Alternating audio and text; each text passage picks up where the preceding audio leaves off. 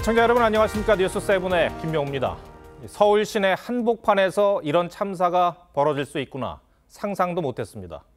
너무나도 험하게 세상을 등진 영혼들을 기리게 됩니다. 헬로윈 참사가 발생한 지 1년이 되었습니다. 오늘 서울 분향소에는 전국 각지에서 온 추모객들의 발걸음이 이어졌습니다. 현장에 나가 있는 취재기자 연결해 보겠습니다. 안혜리 기자, 일주기 추모제가 계속되고 있습니까? 네, 오후 5시부터 열린 헬로윈 참사 일주기 추모제는 당초 7시에 끝날 예정이었지만 참석자들이 몰리면서 여전히 진행 중입니다. 유족 100여 명을 포함해서 주최 추산 3,000명, 경찰 추산 7,000명이 참석했는데요. 가족들을 먼저 떠나보낸 유족들은 애통함을 감추지 못했습니다.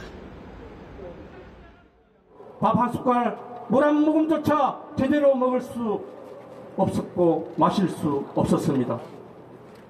일상이 멈춰버린 하루하루는 악몽 그 자체가 되었습니다. 유족들은 헬로윈 참사 진실규명과 책임자 처벌, 특별법의 신속한 통과를 촉구했습니다.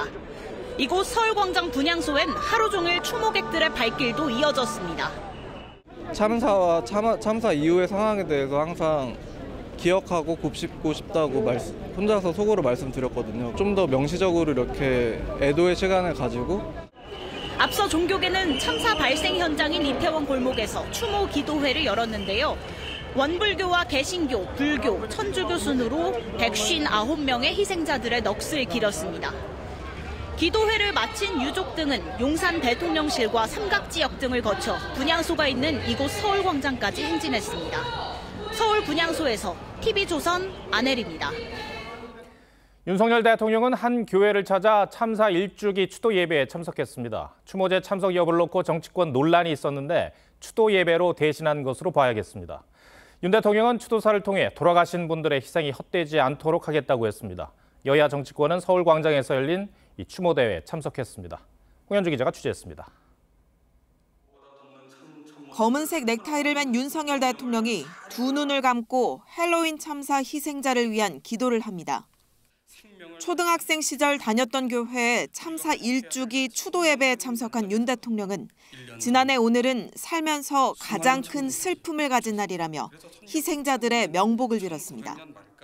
반드시 안전한 대한민국을 만들어 그분들의 희생을 헛되게 만들지 않겠다는 다짐입니다.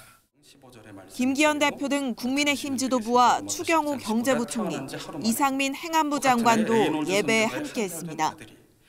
윤 대통령이 서울광장 추모제에 참석하지 않은 것과 관련해 대통령실은 전국 어디서든 희생자를 추모하는 마음은 다를 것이 없다고 설명했습니다.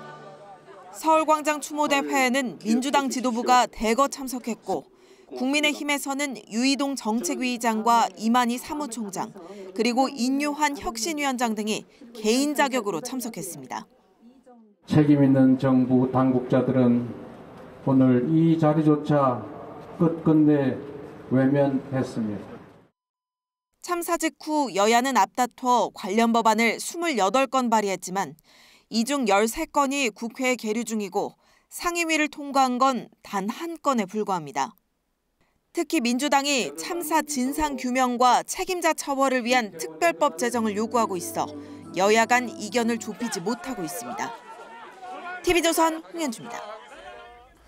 헬로윈 주말이었던 어젯밤 참사가 발생했던 이태원 분위기는 지난해와는 사뭇 달랐습니다. 헬로윈 분장의 축제 참가자들은 줄고 희생자들을 기리기 위한 추모객들이 줄을 이었습니다.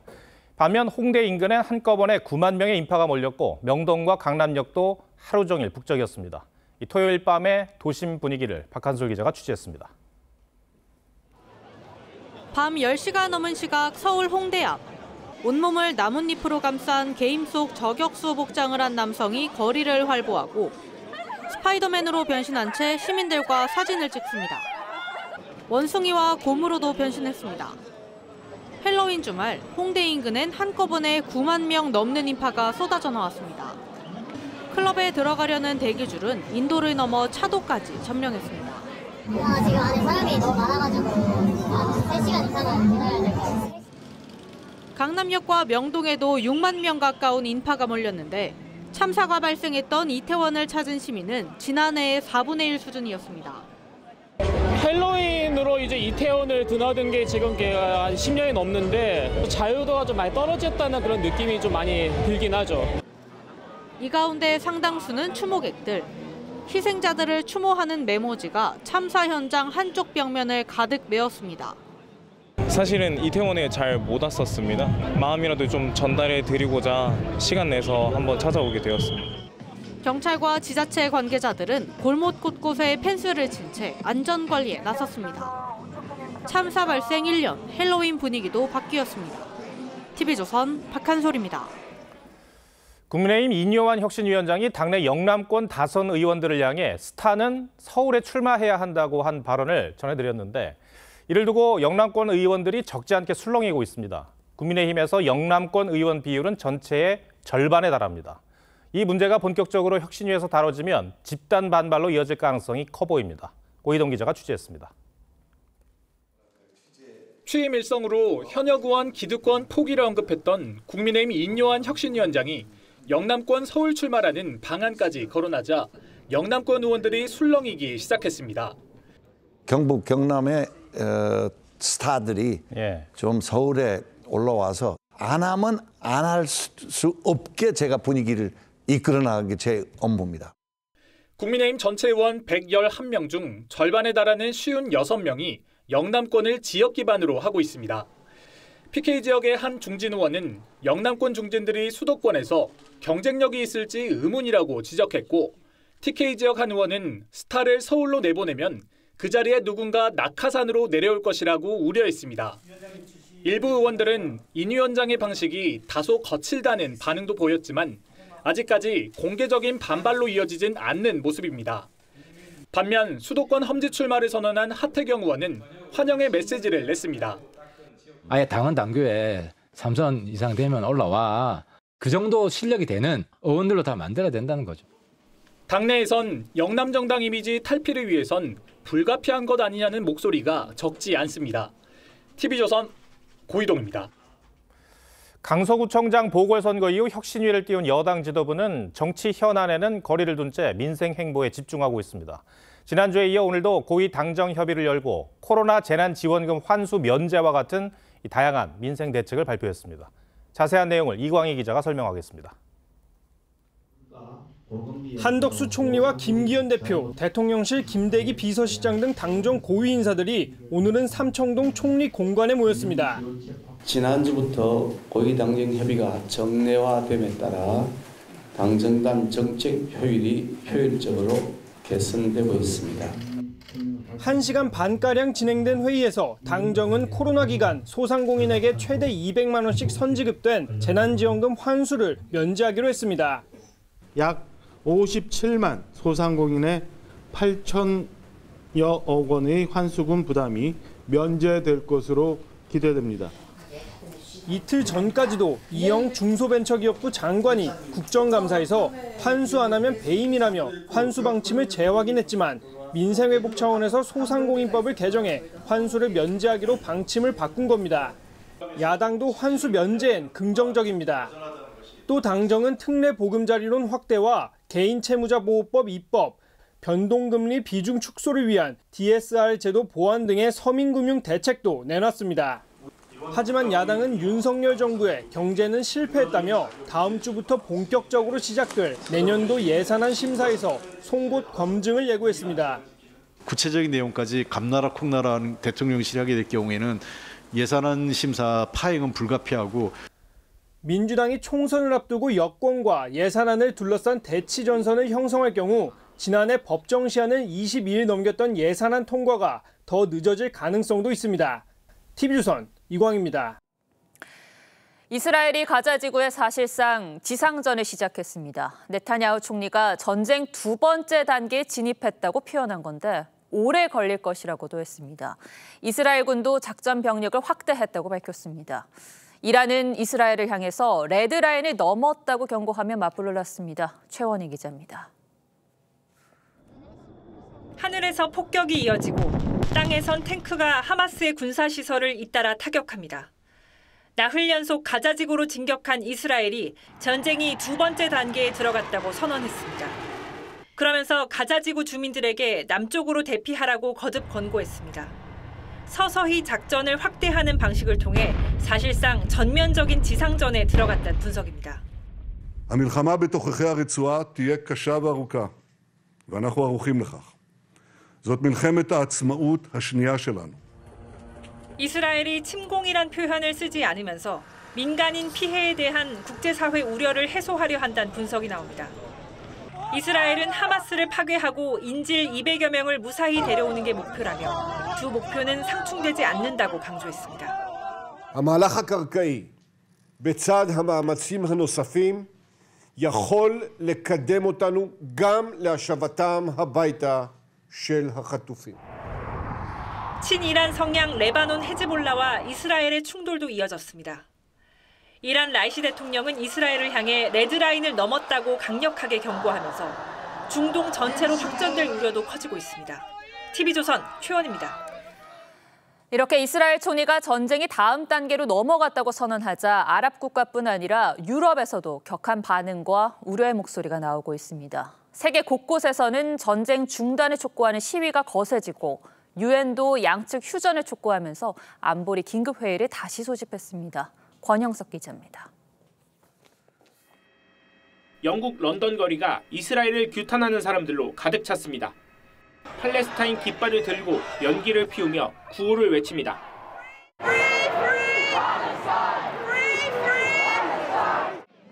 프랑스와 이탈리아 등 유럽 곳곳은 물론 미국 뉴욕에서도 팔레스타인 지지 시위가 대규모로 열렸습니다. It was a crime by Hamas, but at the same time, what the Israelis are doing, this is genocide. 이스라엘이 사실상 전면적인 가자지구 지상전에 돌입하면서 아랍 국가들에선 이스라엘의 지상군 투입을 비난하는 성명이 잇따랐습니다. 튀르키예와 이라크 등에서는 이스라엘 제품에 대한 불매 운동까지 벌어지고 있습니다. 특히 이스라엘과 관계 개선을 앞두고 있던 사우디아라비아가 비난 성명을 내면서 양국 관계는 당분간 냉각될 것이란 관측입니다. نناشد الأمم المتحدة نناشد جميع الدول العربية والمراجع الإسلامية بالتدخل في إنقاذ الشعب المظلوم في غزة. 안토니오 구테우스 유엔 사무총장은 인도적인 지원을 위한 휴전을 촉구했고 이스라엘의 지상군 작전을 현안으로 다룰 긴급 회의를 소집했습니다. TV조선 권영석입니다. 펜싱 국가대표 출신 남현희 씨의 재혼 상대였던 전모 씨에게 사기 피해를 당했다는 주장이 잇따라 나오면서 경찰이 이 사건에 주목하고 있습니다. 피해자들이 재벌 3세 거짓말에 속을 만큼 전 씨는 재력을 과시해왔는데 특히 남현희 씨에게는 수억 원의 차와 명품들을 선물하고 최고급 아파트에 거주했습니다. 이 거액의 자금이 어디에서 나왔는지 경찰이 집중 조사하고 있습니다. 장동욱 기자입니다. 전 펜싱 국가대표 남현희 씨가 SNS에 올린 사진들입니다. 3억 원을 호가하는 고급 외제 차량 13대와 함께 고맙다며 재혼 상대라고 밝혔던 전모 씨의 애칭을 적었습니다. 하루 숙박에 1,200만 원을 넘는 유명 호텔 풀빌라에서 펜싱 용품을 펼쳐놓고 찍은 사진에서도 전 씨를 언급합니다. 재벌 3세라고 주장한 전 씨는 월세 2천만 원이 넘는 초호화 아파트에 살면서 남 씨에겐 선물 공세를 퍼부었습니다. 경찰이 주목하는 건 이 돈의 출처입니다. 최근 애플리케이션 개발 투자 명목 등으로 전 씨에게 2천만 원을 사기당했다는 고소장이 접수되긴 했지만 경찰은 전 씨가 호화 생활을 하며 남 씨에게 고가의 물건을 선물하는 과정에서 알려지지 않은 추가 범죄가 있었을 가능성에 주목합니다. 총 3명이 들어왔고요.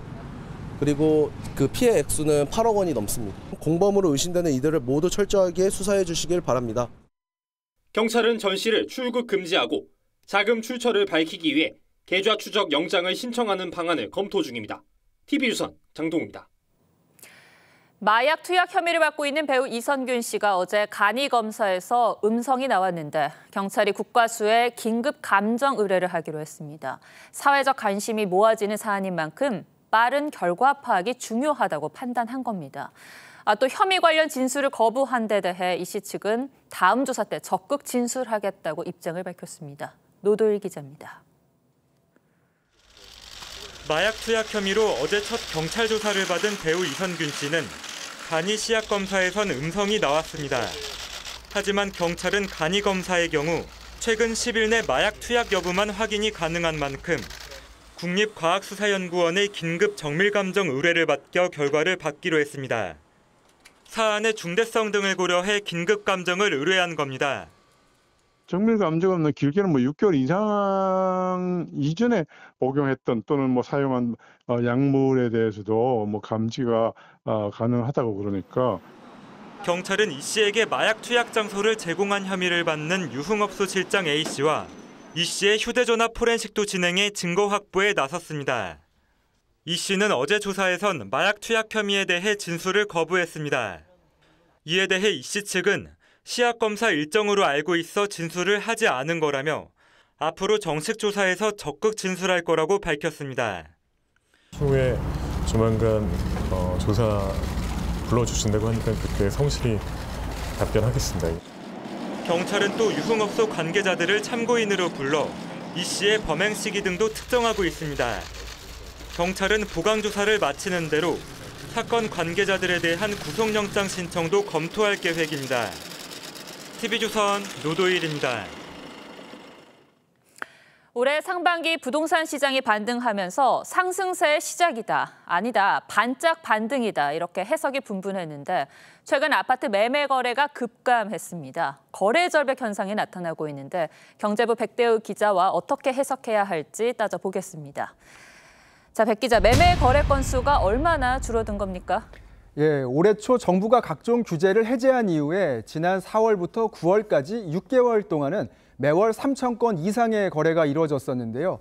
이번 달 서울 지역 아파트 거래는 총 877건으로 집계됐습니다. 네. 부동산 거래 신고 기간이 다음 달 말인 전까지를 감안하더라도 총 2,000건을 넘기기 어려울 수 있다. 이런 관측이 나오고 있습니다. 네, 수치만 봐서는 한파가 부는 듯한데 실제 현장 분위기는 어떻습니까? 예, 현장 분위기도 크게 다르지 않습니다. 매수 문의 자체도 크게 감소했고 문의를 하더라도 매수자와 매도자 간 호가 격차가 크다고 합니다. 격차가 크지 않아야 거래로 이루어질 수 있는데 그런 상황 자체가 아니라는 것이죠. 공인중개사 이야기 직접 들어보겠습니다. 추석 연휴 이후로는 방문이나 문의 전화 자체도 크게 줄었고요. 가격을 낮춘 급매물조차도 너무 비싸다면서 더 이상 묻질 않으시더라고요. 네, 9월까지만 해도 이렇게 매매 건수가 바닥은 아니었는데 상황이 왜 이렇게 변한 겁니까? 전문가들은 우선 금리 인상을 이유로 들고 있습니다. 올해 5월까지만 해도 시중은행 주택담보대출 금리가 최저 3%대였는데요. 이달 들어 변동금리 상단이 7%대에 진입했습니다. 예. 대출이자 부담이 그만큼 많아진 것이죠. 네, 이자를 내더라도 그만큼 집값이 상승한다는 기대감이 있으면 감수를 할 텐데 집값 상승 기대보다는 금리 부담이 더 크다 이렇게 생각을 해도 될까요? 맞습니다. 그런 분위기인데요. 집값 상승에 대한 기대감이 꺾인 게 거래 절벽에 한몫하고 있다. 이런 얘기가 나옵니다. 지난 27일 한국부동산원 자료를 보면 10월 넷째 주 서울 아파트 매매 수급 지수는 100 기준으로 88.2로 나타났습니다. 일주일 전에 비해 0.5포인트 하락한 것이죠. 대출이 또 어려워진 것도 영향을 미쳤다는 분석이 나옵니다. 정부는 하반기 들어 가계대출에 대한 위험 신호가 점점 커지자 대출 관련 기조에 변화를 주기 시작했는데요. 지난달 27일부터 6억 원에서 9억 원 사이 아파트를 구입할 때 활용할 수 있었던 이른바 특례 보금자리론을 중단을 했고요. 50년 만기 대출도 축소하도록 했습니다. 그렇군요. 이런 상황이 지속된다면 다음 달에는 매매 거래가 더 줄어들까요? 예, 전문가들도 주택시장 관망세와 그에 따른 거래 절벽 현상이 한동안 이어질 것이다. 이렇게 전망하고 있는데요. 직접 들어보시죠. 거래 숨고르기라든지 가격의 상승 둔화 움직임으로 이어질 것으로 보이고요. 또 이제 조금 있으면 겨울에 계절적 비수기도 다가오기 때문에 거래량은 좀 낮아질 수 있지 않을까 싶습니다. 네, 하지만 부동산 시장에 영향을 주는 요인이 금리와 대출만 있는 건 아니니까요. 다른 변수는 없을까요? 예, 그 매매 가격 상승세는 꺾인 분위기지만요. 매매가의 선행지수로 불리는 전세 가격은 오름세로 전환된 점을 눈여겨봐야 하고요. 또 내년 총선을 앞두고 여야 정치권에서 실거주 의무제 폐지와 함께 재건축 초과이익 환수 관련 개정안까지 합의에 내놓는다면 거래가 다시 활발해질 가능성도 있습니다.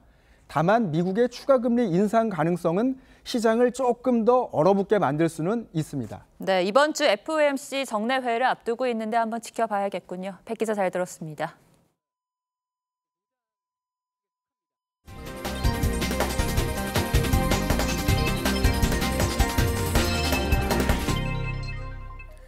가축 전염병인 럼피스킨병의 확산세가 무섭습니다. 이 국내에서 발생한 지 열흘째인 오늘 확진 농가가 61곳으로 늘었습니다.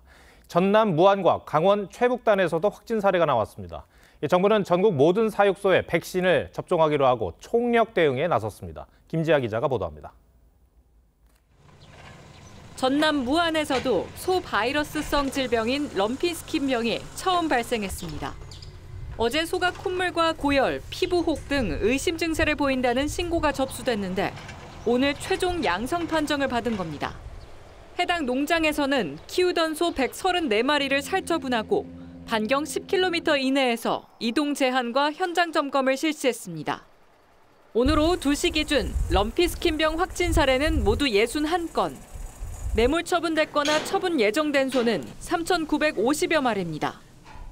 지난 20일 충남 서산의 한 한우 농가에서 시작돼 경기, 인천, 충북 등에 이어 강원 동해안 최북단인 고성과 전남 무안으로까지 확산하면서 전국 농가는 비상에 걸렸습니다. 앞으로의 3주가 방역에 있어 중요한 시기인 만큼 정부는 농가에 백신 접종을 서두르고 출입 통제 등 차단 방역을 강화해달라고 촉구했습니다. 백신 접종을 서둘러 주시는 등 적극 협조해 주시기를 부탁드립니다. 정부는 각별한 경각심을 가지고 가축 전염병 예방을 위해 최선을 다하겠습니다. 오늘부터 충북 지역을 시작으로 백신 접종에 들어갔습니다. 정부는 이번 달까지 400만 두 분량의 백신을 도입해 다음 달 10일까지 접종을 완료한다는 계획입니다. 또 농가에 살처분 보상금을 전액 지급하기로 하고 한우와 우유 가격 변동 추이도 지속적으로 모니터할 방침입니다. TV조선 김자입니다. 의대 증원을 추진하는 정부가 각 의과대학별로 수요 조사에 착수했습니다. 각 대학이 학생 수를 얼마나 더 원하는지뿐 아니라 향후 증원을 위해 얼마나 투자를 할 것인지 그 계획도 받기로 했습니다. 차정승 기자가 취재했습니다. 지난 4일 충북도가 대통령실과 정부에 보낸 공문입니다. 생존할 수 있는데도 치료를 못 받아 죽는 치료 가능 사망자가 전국에서 가장 많다며 도내 의대 정원을 2배까지 늘려달라고 건의하는 내용입니다. 2025학년도 의대 증원이 공식화되면서 지자체와 대학들의 증원 요구가 잇따르고 있습니다. 교육 공간이나 실습 교수수라고 봤을 때 한 80에서 100명까지도 원하는 부분인 거예요. 지난 27일 교육부는 40개 의대에 공문을 보내 희망 증원 규모를 회신해달라고 요청했습니다. 현재 증원 요구가 강하게 나오는 정원 50명 미만 미니 의대는 전국에 17곳, 여기에 정원 100명 이하 대학 13곳도 대부분 증원을 원하고 있어 적어도 전체 의대의 75%는 증원을 신청할 걸로 보입니다.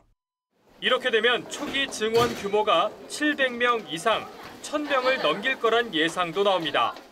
최소한 1000명 이상이 돼야 된다고 그동안의 추계 결과를 참고할 때 생각을 하고 있습니다. 특히 정부는 각 대학의 정원 확대 시 시설과 교원 등을 충원하는 투자 계획까지 받겠다고 밝혔습니다.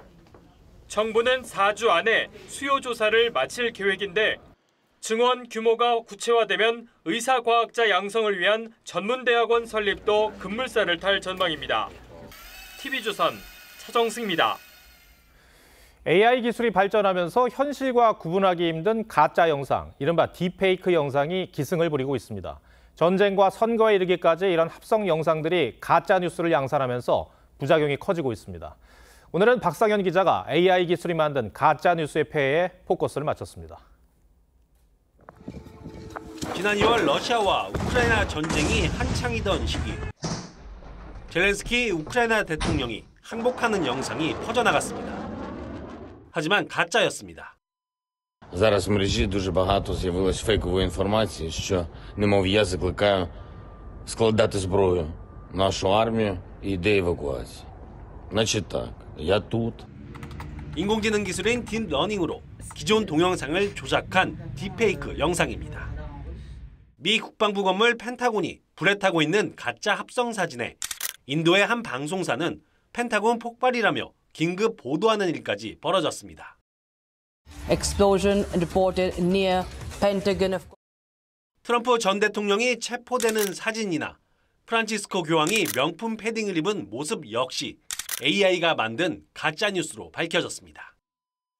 미국 대선을 앞두고 이런 딥페이크 영상은 무분별하게 확산되고 있습니다. 민주당 출신 힐러리 클린턴이 공화당 대선 후보인 론 디센티스 플로리다 주지사를 공개 지지하기도 하고 But I actually like Ron DeSantis a lot. Yeah, I know. 다른 영상에선 론 디센티스가 경선을 포기하는 말까지 합니다. I've realized I need to drop out of this race immediately. 딥페이크를 이용한 가짜뉴스의 사회적 비용이 781억 달러가 넘는다는 분석도 나옵니다. 결국 AI 업체들은 AI가 만든 영상에 식별 표시를 넣기로 했고 유엔 차원에서도 AI 위험성에 대한 논의를 시작했습니다. The malicious use of AI systems for terrorist, criminal or state purposes could cause horrific levels of death and destruction. 챗 GPT와 같은 생성형 AI의 진화와 동시에 퍼져나가는 가짜뉴스. AI 발달이란 이면에 여론 조작이라는 위험성이 커져 이에 대한 규제 필요성도 커지고 있습니다. 뉴스7 포커스입니다. 가을의 전설로 불리는 춘천 마라톤 대회가 오늘 열렸습니다. 오색 단풍이 물든 호수 곁을 달리며 가을 정취를 만끽하기도 하고 단순히 뛰는 것을 넘어 자신만의 이야기도 남겼습니다. 이승훈 기자가 다녀왔습니다. 오색 단풍이 물든 의암호를 따라 형형색색의 마라토너들이 힘차게 달립니다. 산과 호수, 물 한 개가 어우러진 수채화 같은 풍경에 선수들도 더욱 힘을 냅니다. 절경이 너무 예뻐가지고 사실 단풍 구경을 제대로 못 갔는데 단풍 구경 겸 러닝하는 겸 해서 너무 좋은 것 같아요. 참가 선수들은 단풍과 호수가 어우러진 구간을 달리며 춘천 마라톤을 즐겼습니다. 95살 최고령 도전자부터 딸과 사위는 물론 사돈도 함께 참가한 가족까지 다양한 사연을 품고 달렸습니다. 골룡포 등 이색 복장을 한 참가자들은 다른 선수들에게 활력을 불어넣습니다. 제가 이번에 춘천 마라톤 처음 왔는데요. 기록 욕심보다는 즐기려고 복장 착용하고 뛰다 보면 신체적 한계에 이르기도 하지만 가족들의 응원은 마지막까지 달릴 수 있는 원동력이 됐습니다. 서로 밀어주고 끌어주고 힘들 때 복돋아주고 마라톤의 의미랑 동일한 의미죠. 이번 대회에서는 김세종 선수가 2시간 16분 28초로 남자부 1위, 최정윤 선수가 2시간 33분 58초로 여자부 1위를 차지했습니다. 자신만의 드라마를 쓴 2만여 명의 참가자 모두 인생 마라톤의 주인공이었습니다. TV우선 이수훈입니다. 8순이 다 된 손자가 하와이에서 독립운동 활동을 했던 할아버지의 묘를 101년 만에 찾았습니다. 할아버지 윤원식 선생은 현지에서 독립운동단체 간부를 역임한 것도 확인이 돼 유족들은 국가보훈부에 독립유공자 추서를 신청할 계획입니다. 이성진 기자입니다. 올해 80살인 윤동균홍이 족보를 펼칩니다. 족보에서 주목한 이름은 원식, 자는 개상으로 1905년 하와이로 이민 간 할아버지입니다. 미국에 딱 도착하니까 2달 걸렸다 하대요. 창원대학교 박물관 연구진은 이 족보와 그동안 하와이에서 발굴한 이민 1세대의 묘비 기록을 대조해 윤원식 선생의 묘를 찾았습니다. 1905년 38에 하와이로 이민 간 윤원식 선생은 사탕수수 농장을 경영했습니다. 일제가 불령선인으로 2차례 지목할 정도로 재미 한인 독립운동 단체에서 중심적인 활동을 했습니다. 독립운동단체인 대한인국민회 하와이 지부 총부회장을 역임했다는 기록이 남아 있습니다. 1922년 55 나이에 숨져 하와이 빅아일랜드에 묻혔는데 101년 만에 후손들이 묘의 위치를 알게 됐습니다. 말씀드릴 수가 없을 정도로 감격적입니다. 저는 솔직한 얘기로 나이 10살 넘어서 계속 할아버지 찾아야 되는 그런 마음 각오로 윤동균 옹은 이번에 확인한 할아버지의 독립운동 기록으로 국가보훈부에 독립유공자 추서를 신청할 계획입니다. TV조선 이성진입니다. 최고의 악기인 인간 목소리 성악과 희로애락이 담긴 연극이 만난 게 오페라죠. 정통 오페라부터 춘향전에 각색한 창작 오페라까지 올가을 다양한 매력으로 만들어진 오페라가 시선을 끌고 있습니다. 이정민 기자입니다. 한국 최초의 창작 오페라로 고전 춘향전을 모티브로 한국적 사랑을 노래한 오페라 춘향전이 국립극장 해오름 무대에 오릅니다. 지난해 대한민국 오페라 대상을 수상한 소프라노 김혜리 씨가 춘향을 맡았습니다. 무대를 또 넓게 쓰면서 저희가 되게 현대적인 해석을 통해서 춘향의 밝은 모습이나 귀여운 모습, 진취적인 그런 모습을 보실 수 있을 거라고 생각합니다. 한국 창작 오페라 최초로 뉴욕 카네기홀에 오른 나우누리 오페라단의 선비와 일제의 신사침배를 거부하고 순교한 주기철 목사 일대기를 다룬 조선 오페라단 주기철의 일사가고도 선보입니다. 세종문화회관은 오페라 거장 자코모 푸치니의 유작 투란도트를 내세웠습니다. 뉴욕 메트로폴리탄 오페라와 런던 로얄 오페라 하우스를 호령한 세계 최정상급 테너 이용훈이 칼라프 왕자를 맡았습니다. 20년 만에 밟은 고국에서의 첫 오페라 무대입니다. 제가 이렇게 마침내 데뷔를 하게 됐습니다. 그래서 저도 너무 감격적이고 감사하고 창작부터 클래식까지 가을날 관객의 심금을 울릴 오페라의 향연이 펼쳐집니다. TV조선 이정입니다. 국방부가 오늘 육해공군 대장 7명을 전원 교체하는 인사를 단행했습니다. 연합사 부사령관을 제외한 6명이 모두 2기수 이상 내려간 파격 인사라는 평가입니다. 그동안 신원식 국방부 장관은 문재인 정부 당시 고위 장성들이 대북 유화 정책의 우호적인 인물들이었다고 비판해왔는데 그런 점이 반영된 것으로 보입니다. 윤동빈 기자 리포트 전해드리고 뉴스야 이어가겠습니다. 군서열유리 합동참모본부 의장에 김명수 해군 작전사령관이 임명됐습니다. 해군 장성이 합참의장에 오른 건 지난 2013년 최윤희 전 의장 이후 10년 만입니다. 당시 최 전 의장은 대장 계급장을 달고 해군 참모총장을 역임 중이었는데 이번처럼 삼성 장군인 중장이 합참의장 자리에 직행한 건 1970년 이후 53년 만입니다. 육군 참모총장엔 박안수 국군의 날 행사기획단장, 해군 참모총장엔 양용모 합참 군사지원본부장, 공군 참모총장엔 이영수 합참 전략기획본부장이 올랐습니다. 이번 인사의 특징은 연합사 부사령관을 제외한 6명이 전임보다 2기수 이상 젊어졌다는 점입니다.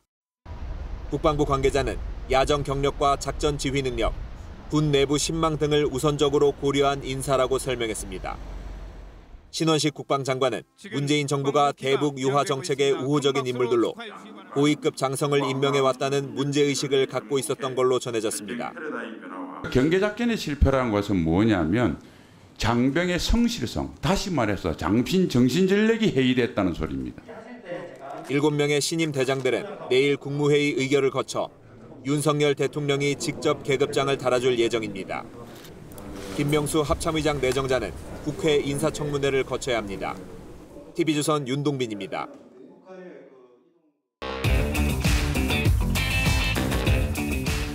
뉴스 야삭합니다. 정치부 한소원 기자 나와 있습니다. 첫 번째 물음표 볼까요? 예, 첫 번째 물음표는 민주당 마고른 공천전쟁입니다. 네, 총선이 나가면서 민주당 친명계 원외 인사들이 이 비명계 지역구에 출마를 준비하면서 마찰이 커질 조짐이에요. 예, 지금 이제 보시는 것처럼요, 이 22개 지역구에 이 친명 후보, 비명 후보 이렇게 2명씩 SNS에 돌고 있습니다. 네. 이 출처가 확인된 것은 아니지만 이 내용을 보면은 이 상당 부분 정치권에서 나오는 얘기들이 반영돼 있습니다. 네. 얼마 전에 이재명 대표가 지명직 최고위원회 지명을 한 박정현 전 대덕구청장의 이름도 보이네요. 예, 이 친명으로 분류된 이 박 전 구청장은요, 이 내년 총선에서 친이낙연계인 박영순 의원 지역구에 이 출마를 준비하고 있습니다. 네. 이 때문에 박 전 구청장이 이 최고위원회 내정됐다는 소식이 전해지자 이 비명계는 공천 학살의 예고편이다 이렇게 반발했었죠. 그래서 이 당내에서는 한때 이 박 전 구청장 선임을 재검토한다 이런 얘기도 돌았지만 변경되지는 않았습니다. 네. 의결권이 있는 최고위원 김명계 줬어야 됐다는 지적이 있는데 어떻게 생각하세요? 그분이 친명입니까? 저도 잘 모르겠는데. 정말 모르는 건지 그게 궁금하던데. 총선 출마를 준비 중인 기초단체장 출신 중에는 친명계가 많지 않습니까? 예, 이 박정구청장을 포함한 이 민주당 기초단체장 출신 42명이요. 이 원외 조직을 출범시키면서 내년 총선 출마를 선언했는데요. 이들은 출범식에서 이재명 대표를 중심으로 해야 한다면서 이 대표 지지 입장을 명확히 했습니다. 이 중 이 황명선 전 논산시장은 대표적 비명계인 김종민 의원 지역구 출마를, 또 이 김우영 전 은평구청장도 이 비명계인 강병원 의원 지역구 출마를 준비하고 있습니다. 네. 이 대표의 측근 변호사들도 출마를 준비하고 있죠? 예, 이 쌍방울 대북 송금 사건과 관련해서 이화영 이 전 부지사의 변호인을 맡다가 이 재판 기록을 이재명 대표 측에 유출한 혐의로 소환 조사를 받은 현근택 변호사는요, 이 대표적 친문이자 비명계인 윤영찬 의원 지역구에 출마를 준비 중입니다. 또 성남FC 후원금 재판을 변호했던 박균택 변호사도 현재 민주당 정치탄압대책위 부위원장을 맡아서 이 대표 업무에 앞장서고 있습니다. 박 변호사는 상대적으로 개파색이 옅은 이용빈 의원 지역구를 노리고 있습니다. 비명계 입장에서는 불안하기도 하고 또 기분도 나쁘고 그렇겠어요. 예, 그래서 이 비명계에서는 이 대표가 이 겉으로는 통합을 외치지만 이 원외 친명 인사들을 앞세워서 비명계 물갈이를 하려는 거 아니냐, 이런 우려가 나오고 있습니다. 이 때문에 이 진정으로 통합 의지가 있다면 이 공천 실무를 총괄하는 사무총장에 친명인 조정식 의원 대신에 비명계 인사를 앉히라, 이렇게 요구하고 있습니다. 하지만 친명계에서는요, 이 사무총장 교체는 이 공천권을 내놓으라는 것이라면서 이 가능성은 좀 높지 않습니다. 예. 첫 번째 물음표 정해볼까요? 예, 첫 번째 물음표 민주당 막오른 공천 전쟁의 느낌표는 이 경쟁력이 무기, 이렇게 뽑아봤습니다. 이 내년 총선을 앞두고요, 여야 모두 이 공천 경쟁 그리고 물갈이는 선택이 아닌 필수로 여겨지는 게 사실입니다. 다만 그 과정에서 이 친명이라는 완장만 내세워서 비주류 자리를 노린다면 이 당내 분란은 심각해질 수밖에 없겠죠. 이 친명, 비명 모두 납득할 수 있는 규칙 안에서 공정한 경쟁이 이루어지도록 하는 게 불필요한 분란을 막고 이 당의 경쟁력을 높이는 기본적이면서도 강력한 방법이라는 사실을 잊지 말아야 할 것 같습니다. 알겠습니다. 두 번째 물음표는 뭡니까? 예, 두 번째 물음표는 영수회담이 문제입니다. 네, 민주당 이재명 대표가 여러 차례 영수회담을 제안한 것으로 알고 있는데 대통령실은 여전히 요지부동이죠? 예, 이재명 대표는요, 취임 이후 이번까지 총 9번의 영수회담을 제안을 했습니다. 네. 대통령실은 이번에도 고개를 저었습니다. 누누이 여러분들 앞에서 이야기를 했지만 영수는 없습니다. 이렇게 만남을 거부하는 이유가 뭘까요? 우선 뭐 다 잘 아시겠지만 이재명 대표가 각종 사건으로 피고인으로 재판에 출석하거나 이 피의자로 검찰 수사 대상이라 이 대통령이 이 대표를 만나는 것 자체가 잘못된 수사 가이드라인이 될 수 있다, 이런 우려가 크다고 합니다. 또 이 외에요, 저희가 취재한 바에 의하면 윤석열 대통령이 이 대표에게 개인적으로 실망한 것도 영향을 미쳤을 거란 분석이 여권에서 나오고 있습니다. 개인적 실망이라고요? 이거는 어떤 얘기입니까? 예, 바로 이 대장동 의혹 이 가짜 뉴스인데요. 이 대표는 지난 대선 때 뉴스타파 김만배 씨 인터뷰 기사를 인용해서 윤 대통령을 대장동 의혹의 주범이라고 했었습니다.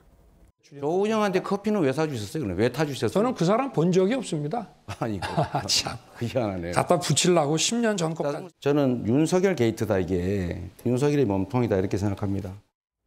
예, 하지만 이 최근 이 뉴스타파 기사가 사실과 다른 것으로 드러났지만 이 대표는 이에 대해 사과 한마디 하지 않고 있습니다.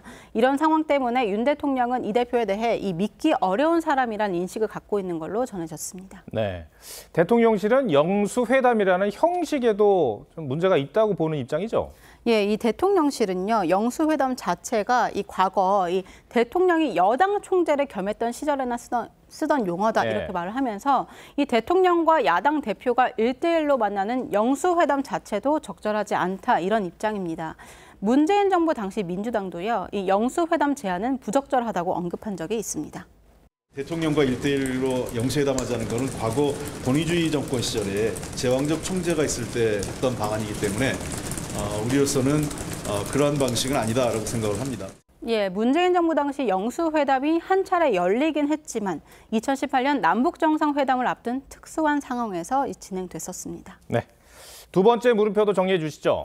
예, 두 번째 물음표, 영수회담이 문제의 느낌표는 형식보단 신뢰 회복부터 이렇게 뽑아봤습니다. 이 여당에선 이 대표의 영수회담 고집이 이 자신의 존재감 부각을 위한 이 정치적 의도다 이렇게 의심하고 있고, 야당은 윤 대통령의 영수회담 거부가 국회 무시라면서 반발하고 있는 상황이 반복되고 있습니다. 원활한 이 국정 운영을 위해서 대통령과 야당의 대화는 필요하겠지만 이 형식보다는 극단으로 치닫고 있는 여야 간의 신뢰 회복이 우선이 아닐까 싶습니다. 네, 한성훈 기자 잘 들었습니다.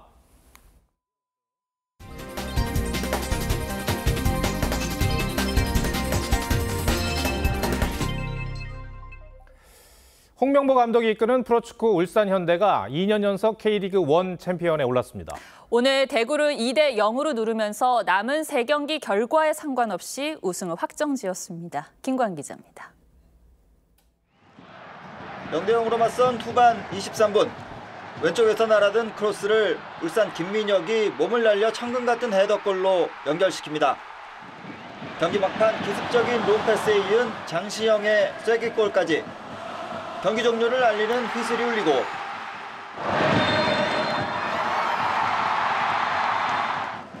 (2대0) 승리로 올 시즌 우승을 확정지은 울산 홍명보 감독은 동료들과 얼싸안고 기쁨을 만끽합니다. 21승 7무 7패로 승점 70을 쌓은 울산은 2위 포항과의 승점차를 10으로 벌려 남은 3경기 결과에 관계없이 우승을 조기 확정했습니다. 1996년과 2005년 K리그 정상에 올랐던 울산은 지난해 17년 만에 챔피언 복귀에 성공했습니다. 올해 또다시 1위를 확정, 2년 연속 K리그 1 챔피언이 됐습니다. 통산 4번째 우승입니다. 홍명보 감독은 울산의 2년 연속 챔피언 등극을 지휘하며 K리그 2연패를 이끈 사령탑으로 이름을 남기게 됐습니다. 프로축구 40년 역사에서 K리그 2연패 이상을 달성한 사령탑은 고 박종환 감독, 최강희 감독 등을 포함해 이번에 홍명보 감독까지 모두 6명입니다. TV조선 김관입니다.